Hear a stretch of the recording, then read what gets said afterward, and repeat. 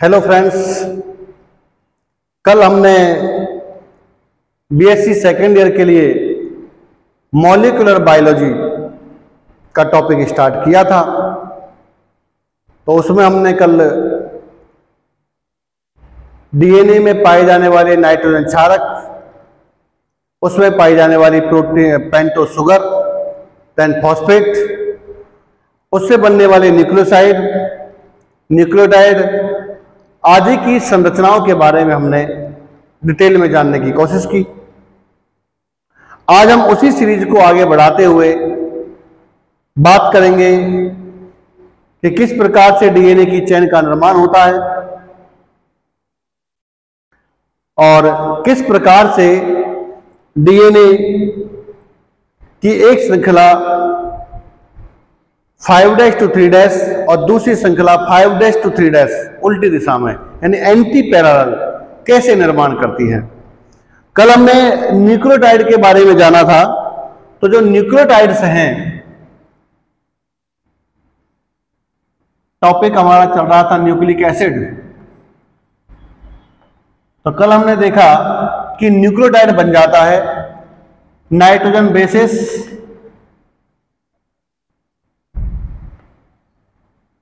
Plus pento sugar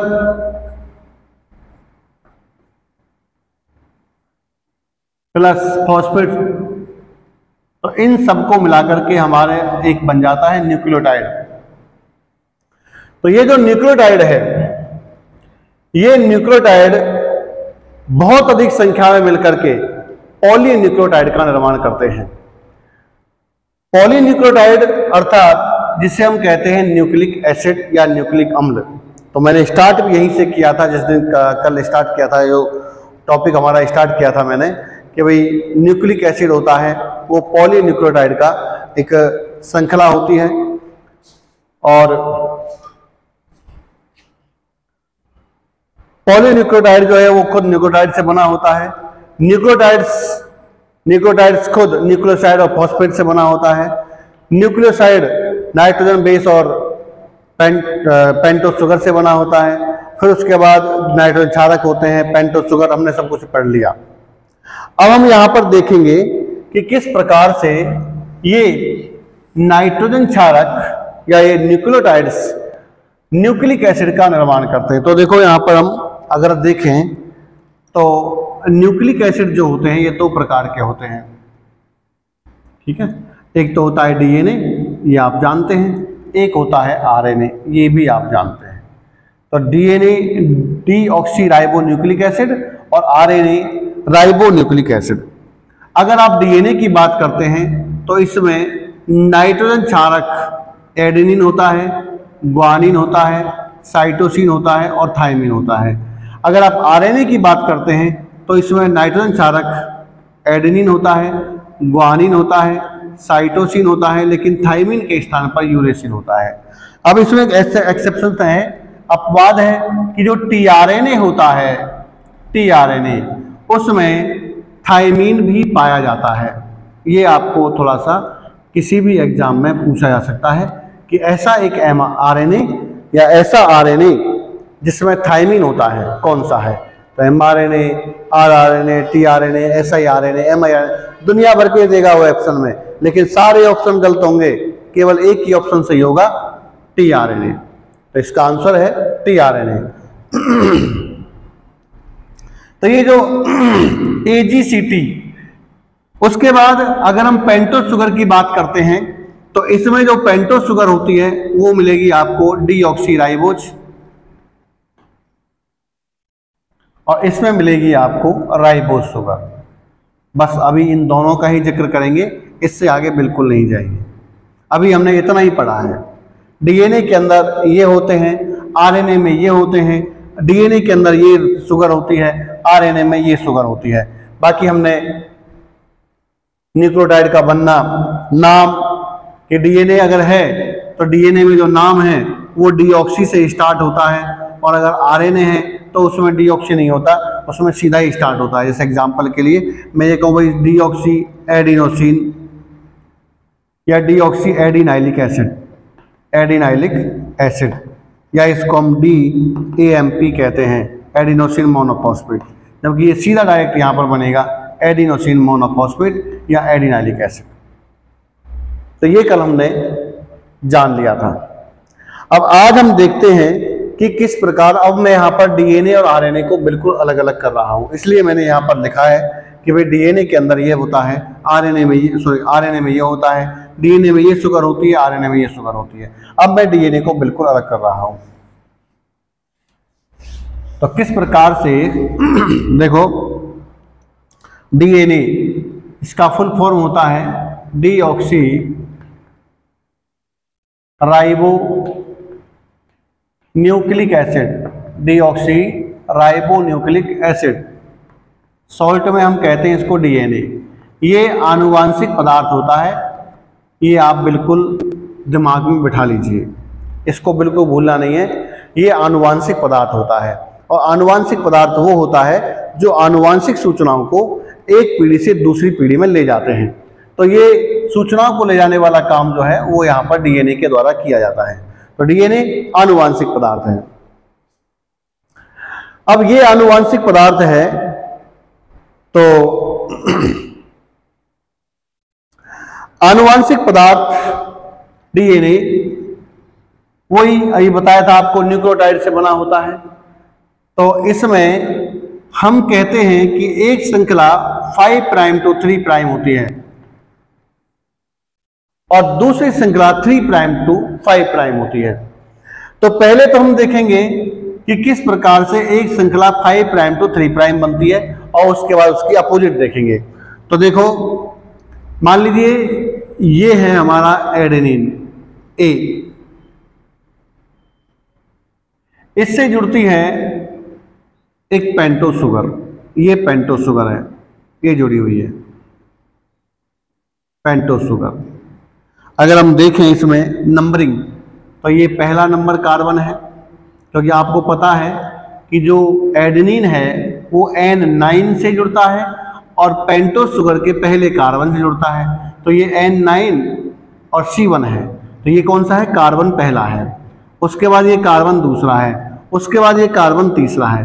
तो अगर आप डीएनए की बात कर रहे हैं तो डीएनए में दूसरी स्थिति पर यहाँ पर H होता है, तीसरी स्थिति पर यहाँ पर OH होता है, बाकी हम यहाँ पर लिखेंगे CH2O, और उसके बाद फॉस्फेट, ये double bond O, single bond OH और सिंगल बॉन्ड OH, ये ठीक है, ये शुगर है S। देखो यहाँ पर जो सेकंड पोजीशन पर जो H है, यहाँ पर OH था लेकिन ऑक्सीजन निकल गया, डीऑक्सीडेशन हुआ, ऑक्सीजन निकल गया, केवल हाइड्रोजन रह गया। इस हाइड्रोजन के रहने की वजह से ही ये जो डीएनए है ये आरएनए की तुलना में कम सक्रिय होता है। यानी कि देखो, अगर आप देखेंगे ना, सेल के अंदर पढ़ेंगे तो सेल में कभी भी आरएनए मुक्त रूप से नहीं पाया जाता जैसे डीएनए पाया जाता है, क्योंकि आरएनए की सेकंड पोजीशन पर OH समूह है। तो OH ग्रुप ज़्यादा एक्टिव होता है बजाय हाइड्रोजन के, तो इसलिए डीएनए में हाइड्रोजन होता है। तो डीएनए जो है वो स्टेबल फॉर्म है, जबकि आरएनए एक अनस्टेबल फॉर्म है। इसका निर्माण यानी कि आरएनए तभी बनता है जब इसकी आवश्यकता होती है। एक आरएनए है जो स्टेबल रूप में पाया जाता है, उसका नाम है राइबोसोमल आरएनए यानी rRNA। और ये भी क्यों पाया जाता है स्टेबल, क्योंकि इसका निर्माण है, या हम कह सकते हैं भाई कि ये प्रोटीन के साथ मिलकर के राइबोसोम बना लेता है, इसलिए ये स्टेबल फॉर्म में पाया जाता है, अन्यथा नहीं पाया जाएगा। ठीक, नेक्स्ट इज दूसरा जो न्यूक्लियोटाइड है वो यहां पर आएगा भाई,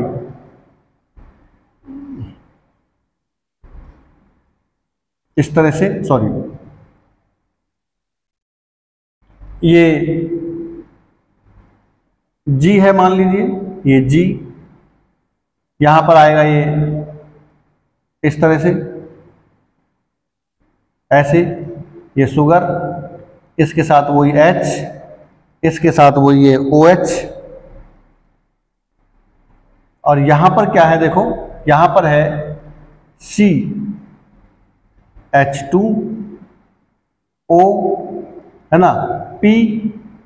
अब ये थोड़ा घूम जाता है, कैसे घूम जाता है, ये ऐसे घूम जाता है कि यहाँ पर तो हो जाएगा डबल बॉन्ड O, ये OH आएगा उधर, ये OH आ गया इधर और एक OH रह गया इधर। इस तरह से ये घूम जाता है। जब ये घूम जाता है तो इसके OH OH सिरे जो हैं ये पास में आ जाते हैं। तो जब पास में आ जाते हैं तो इससे -H2O निकल जाता है और ये, अब मैं यहाँ पर लिख दूँ कि OH OH में से H2O निकलने के बाद एक ऑक्सीजन जो है वो इस जगह पर बंध के रूप में जुड़ जाती है। तो ये इस तरह से ऑक्सीजन यहाँ पर जुड़ जाती है। ये जो बंध बनता है, इस बंध को हम कहते हैं फॉस्फो डाई एस्टर बॉन्ड या लिंकेज, फॉस्फोडाइएस्टर लिंकेज। ये फॉस्फोडाइएस्टर बॉन्ड है, वो एक कोवलेंट बॉन्ड था, ये है एक फॉस्फोडाइएस्टर बॉन्ड।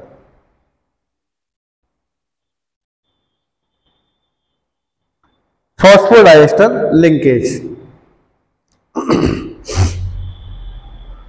तो ये फॉस्फोडाइएस्टर लिंकेज यहां पर बना। अब देखो इस जगह पर ये 5वीं पोजीशन है भाई, ये जो CH2OH है ये इसकी 5वीं पोजीशन है, ये इसकी 3rd पोजीशन है। हम लिखते हैं कि एक डीएनए की श्रृंखला 5 प्राइम to 3 प्राइम होती है, यानी कि 5वें सिरे से 3 सिरे की ओर बढ़ती है। क्यों बढ़ती है भाई? देखो इसलिए बढ़ती है क्योंकि यहां पर है 5' फॉस्फेट, इस पर कोई नया न्यूक्लियोटाइड नहीं जुड़ेगा, इस पर नया न्यूक्लियोटाइड आके जुड़ेगा। इसलिए जो 3' है ये हमेशा जुड़ने के लिए तैयार रहता है या जुड़ने के लिए उपलब्ध रहता है। 5' से कोई भी नहीं जुड़ेगा। अब मान लीजिए यहां पर ये T आ जाता है, T, तो T के साथ भी ये अपनी शुगर, ये तो निश्चित है भाई शुगर जुड़ेगी। ये शुगर, ये इसका हाइड्रोजन, ये इसका OH, ये मुक्त रहेगा। ये इसकी 5वीं पोजीशन पर ये CH2, ये ऑक्सीजन, ये फॉस्फेट थोड़ा सा इस तरह से बन गया भाई, ये डबल बॉन्ड O, ये सिंगल बॉन्ड OH। यहाँ पर भी आप देखेंगे तो वो H और OH आ गया है। तो H और OH के आने से यहाँ पर भी एक फॉस्फोडाइएस्टर बॉन्ड का निर्माण हो जाता है और इन दोनों के बीच में एक ऑक्सीजन मॉलिक्यूल बॉन्ड या ब्रिज के रूप में आ जाता है। तो ये फॉस्फोडाइएस्टर लिंकेज यहाँ बन जाता है।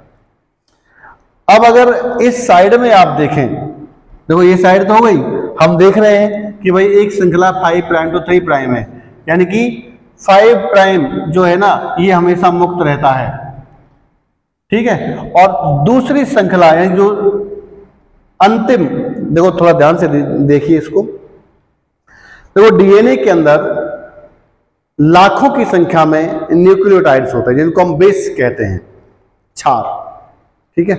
तो ये न्यूक्लियोटाइड्स जब एक सिरे से यानी कि 5' से 3' की तरफ जाते हैं तो जिधर से यानी कि 5' पर अगर आप देखेंगे तो एक फॉस्फेट हमेशा मुक्त रहता है, ये फॉस्फेट हमेशा मुक्त रहता है, ये निश्चित है। और जब ये लास्ट में 3' सिरे पर पहुंचते हैं तो यहां पे कोई न्यूक्लियोटाइड जुड़ा हुआ नहीं है, इसलिए 3' पर हमेशा OH मुक्त रहता है, इसलिए हम कहते हैं। और देखो इसका जो बढ़ने का जो क्रम है ना वो हमेशा 5 से 3 की ओर है, 3 से 5 की ओर नहीं है। आने वाला न्यूक्लियोटाइड 5 पर नहीं बल्कि 3 पर जुड़ रहा है, इसलिए इसको हम लिखने का तरीका भी ये है, ये नहीं है भाई कि 5' पर फॉस्फेट होता है और 3' पर OH, ये इसका सही तरीका है लिखने का, ये तरीका सही नहीं है, इससे हमको आधी अधूरी इंफॉर्मेशन मिलती है, ठीक है। तो 5' पर हमेशा फॉस्फेट मुक्त रहेगा और 3' पर हमेशा OH मुक्त रहेगा, इसलिए हम कहते हैं कि डीएनए की एक श्रृंखला 5 प्राइम to 3 प्राइम बढ़ती है या होती है। तो देखो एक श्रृंखला होती है 5 प्राइम to 3 प्राइम इस तरह से, तो दूसरी श्रृंखला इसके विपरीत होती है 5 प्राइम to 3 प्राइम OH, ऐसे। तो ये कैसे होगी, देखो यही बनाएंगे भाई, किस प्रकार से उल्टी चलेगी। यहां पर थोड़ा सा जो ओरिएंटेशन है इसका शुगर का वो बदल जाता है। देखो भाई ए से हमेशा 2 बंध बनते हैं, किसके साथ? T के साथ। अभी मैं जिक्र करूंगा थोड़ी देर बाद कि क्यों A और T के बीच में 2 बंध बनते हैं और क्यों जी और सी के बीच में 3 बंध बनते हैं, अभी थोड़ी देर पीछे देखेंगे हम। तो देखो ये इस तरह से ए, ये एडेनिन है, और अब इसका कन्फॉर्मेशन बदल जाएगा इस तरह से, तो ये हो जाएगा शुगर, ठीक है। ये है पहला, ये दूसरा, ये तीसरा। अब ये OH यहाँ रहेगा, ये 5वां CH2O P double bond O single bond OH और सिंगल बॉन्ड OH, यहाँ पर रहेगा O। अब अगर इसको देखें, ये OH ही है भाई, वही OH है, ये वाला OH जो फॉस्फोडाइस्टर बॉन्ड में बदल गया था। अब इस G के साथ देखें तो G के साथ हमेशा 3 बंध से C जुड़ता है, तो दिस इज C। इससे हम जोड़ें शुगर को तो शुगर ऐसे जुड़ेगी, जुड़ने का तरीका वही रहेगा S। यहाँ पर वो 5वां कार्बन CH2O, ये फॉस्फेट, ये double bond O single bond OH, और ये ना ये वाला OH जो था यहाँ, ये OH होता है इसके साथ, तो ये OH अब यहाँ बदल जाएगा फॉस्फोडाइस्टर बॉन्ड में इस तरह से, इसके साथ वही OH। यहाँ पर A से हमेशा T जुड़ता है, तो T यहाँ पर आ जाएगा, ठीक है। इसके साथ जुड़ेगा शुगर, ये शुगर जुड़ जाती है, शुगर, ये 5वां और ये तीसरा।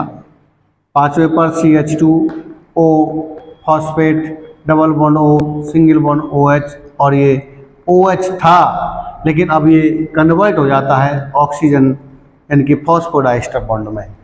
अब आप यहाँ से देखेंगे उल्टी तरफ, ये तो हो गया भाई 5' to 3' सीधी दिशा में। अब इधर से आप उल्टे जाएंगे तो देखो ये 5' फॉस्फेट हमेशा मुक्त रहेगा।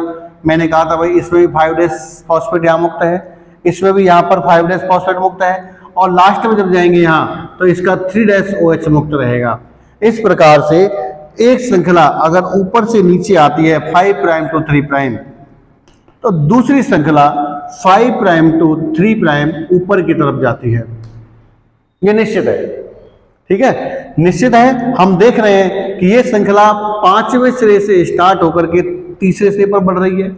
इस श्रृंखला को आप देखेंगे तो ये 5वें सिरे से स्टार्ट होकर ऊपर की तरफ जा रही है। कभी भी ऐसा नहीं हो सकता कि 5' to 3' और 5' to 3' एक साथ आ जाएं, कभी नहीं होगा, क्योंकि इनके ओरिएंटेशन बैठेंगे ही नहीं, कभी भी नहीं बैठेंगे। क्योंकि देखो अगर आप इसको चेंज कर लो, जैसे मान लो आपने इसको चेंज किया तो ये जो शुगर है ये यहाँ चली जाएगी, ठीक है, ये वाला सिरा ऊपर चला जाएगा, तो ये जो ऑक्सीजन है तीसरे वाली ये यहाँ आ जाएगी, चेंज करेंगे इस यहाँ आ जाएगी, यहाँ पर 5वीं आ जाएगी जिस तरह से इसमें आ रही है। तो फिर कैसे होगा, बॉन्डिंग नहीं हो पाएगी, बंध बनेगा ही नहीं, तो इसलिए ये कन्फॉर्मेशन ऑटोमेटिक अपने आप चेंज हो जाता है। तो एक श्रृंखला 5' to 3' है, तो दूसरी श्रृंखला उल्टी दिशा में 5' to 3' होती है। 5' से 3' इसलिए होती है क्योंकि 5' पर फॉस्फेट होता है जिससे कोई न्यूक्लियोटाइड नहीं जुड़ता है, लेकिन 3' पर OH समूह होता है जिससे नया आने वाला न्यूक्लियोटाइड जुड़ता है। इसलिए हम कहते हैं कि एक श्रृंखला 5' to 3' होती है, तो दूसरी श्रृंखला उल्टे दिशा में 5' to 3' होती है, ठीक है। तो आज हमने देखा भाई किस प्रकार से पॉलीन्यूक्लियोटाइड श्रृंखला का निर्माण होता है।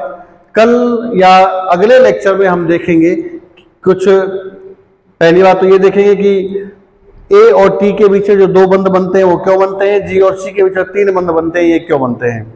उसके बाद हम DNA के कुछ या न्यूक्लियोटाइड्स के या DNA के कुछ जो कैरेक्टर्स हैं उनके बारे में जिक्र करेंगे। Thank you very much.